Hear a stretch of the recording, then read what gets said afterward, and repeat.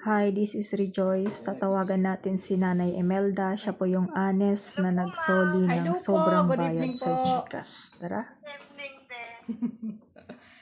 Kamusta po? Okay lang. Okay lang. Ilang taon ka na? Sabi mo kanina senior ka na. Ilang taon ka na po? Sa September 27, Okay. senior na ako. Okay po. Taga saan po kayo? Caloocan. Ay, lapit. Malapit ka lang pala. Bulacan po kami. Bulacan lang po kami. Parang magkalapit lang din pala. Alam mo ba kahit kinabahan kaya ako nung yung nagkakamali ka. Kinabahan ako, sabi ko, kinabahan ako paano ko ibalik. Kaya sabi ko, magpapaturo lang talaga ako kasi hindi ko alam talaga magkalikot kami kung saan ko ma-send. Oo Kasi- nga. Nagkamali ako kahapon sa pagsisend sa'yo. Ewan ko kung bakit ko nagawa yun. Hindi ko din alam.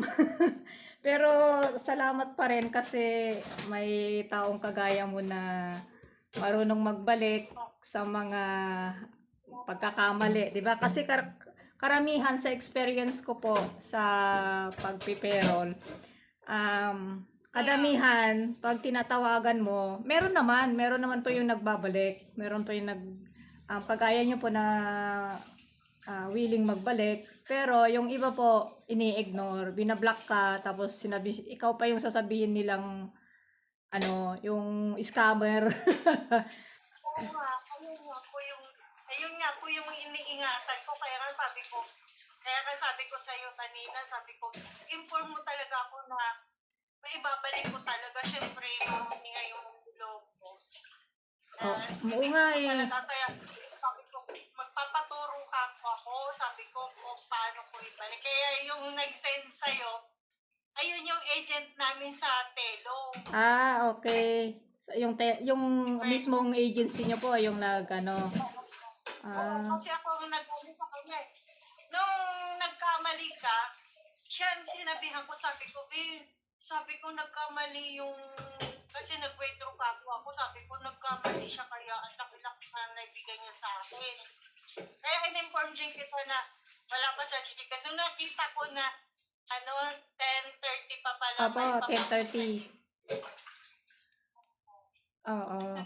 Pero po, kaya ako tumawag kasi siyempre malaking pera po 'yun. Sabi ko nga pag bumalik yung pera, kung bumalik sa akin, parang itutulong ko din sa community dito sa amin. Since binalik nyo naman po, magbibigay po ako ng konting tulong para sa inyo, kaya inihingi ko po yung yung GCash po ninyo para makasend po ako ng kahit konting tulong po.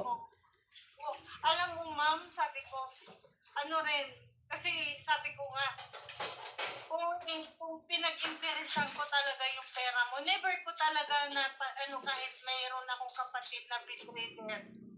Ako talaga nagsusod kaya nag-observe sa kanya. Never ko naisip na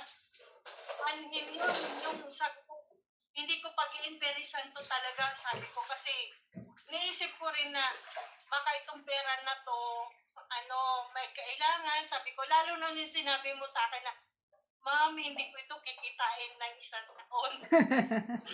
Oo, sabi ko, kaya alam mo, nang problema ako kung paano ko ibabalik.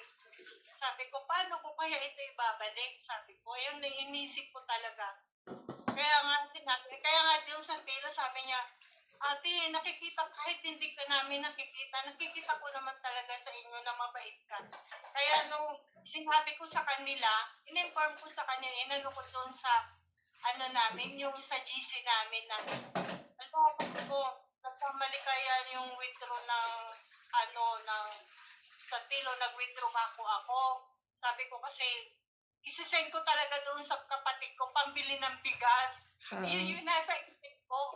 Kaya sabi ko, bakit naging ganito? Ang laki. Sabi ko, pero hindi ko inisip na kahit kailangan kong, hindi ko talaga naisip na, kaya in-inform ko talaga doon sa agent namin na, sabi ko, may talaga, sabi ko na bumalik na pumasok sa cash ko. Kaya nga, nung nag-message ka sa akin, inano ko talaga na, hindi pa nga ako dito na mag-ano sa Telo. Sabi ko, buti nag-message ka sa akin doon sa Telo mismo. Opo. Kaya sabi ko, kaya nga nung tumawag ka sa akin, idinampot ko kaagad yung cellphone ko. Tinagot talaga kita. Sabi ko, oo, mayroong pumasok. Yung kaya nasa isip ko. Kaya nga, pasalamat din ako na ibalik yan. Hindi napunta rin sa iba. Kaya nga, nagpapasalamat nga ako kasi sa'yo po napunta. Kaya nga sabi ko, magpapasalamat din ako sa sarili ko na sa akin talaga napunta. Kasi kung napunta sa iba, naku, kawawa ka talaga. Oo, hindi ko na yun iba, kasi karamihan, experience ko to, karamihan, iba-block ka na, wala na. At saka, i-delete na nila yung app nila kasi marami din kami mga payroll sa mga iba't ibang apps. Usually, yung mga malalaking amount na kunyari, na narong send yung isang payroll, wala na, iba-block ka na, tapos, wawala na din sa app, magde-deactivate na din sa app. Kasi akalain mo naman na instant. Instant na, hindi mo na paghihirapan, di ba? Pero, nagpapasalamat pa rin po ako sa, sa kabaitan po ninyo kasi binalik niyo po yung sobra sa bayad ko po. So, ayun lang, bilang appreciation po sa inyo, magbibigay po ako ng konting tulong para naman sa inyo. Kasi kung sabi ko okay lang, iniisip ko din na 50-50 pa rin yun nung tumawag ako kahapon, 50-50 pa rin yun. Okay lang kung kasi nandun yan yung side na 50-50, di ba? Alam mo naman. Pero nung sabi nung asawa ko, mukhang mabait naman, mabait kausap. Yun nga, sabi nung asawa ko, mabait naman siya kausap, kaya ibabalik niya yan. Yun po yung sinabi niya sa akin kagabi. Pero nung una, sabi ko sa kanya, narong send ako. Parang wala lang sa kanya. Tapos nung sinabi ko na yung amount, tumahimik. Parang nabigla din, nagulat. Nagulat din. Kaya sabi niya, salamat pa rin po kasi binalik po ninyo. And ayan, tutulong ko din po sa marami kasing nabaha dito din sa amin. Kaya yung binalik niyo po, parang itutulong ko na din po sa community. Okay po. Ko rin yan. Na lang po yung GCash po ninyo para makapag-send po ako ng konting tulong po sa inyo. Hindi po. God bless po. At sana marami pa pong kagaya nyo na willing po magbalik sa mga hindi para sa kanila.